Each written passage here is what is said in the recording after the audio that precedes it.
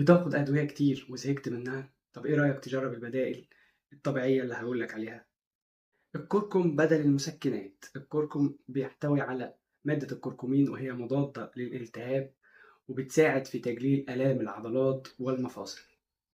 الزنجبيل بدل أدوية الحموضة. الزنجبيل بيساعد على تهدئة المعدة وتقليل الحموضة وكمان بيعالج الغثيان. بدل أدوية الكوليسترول الشوفان غني بالألياف اللي بتساعد على التخلص أو تقليل الكوليسترول الضار في الجسم.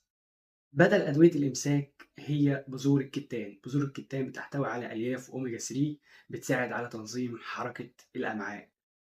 بدل أدوية الجلج الخفيف هو شاي البابونج يعتبر مهدئ طبيعي وبيساعد على الاسترخاء وتحسين جودة النوم.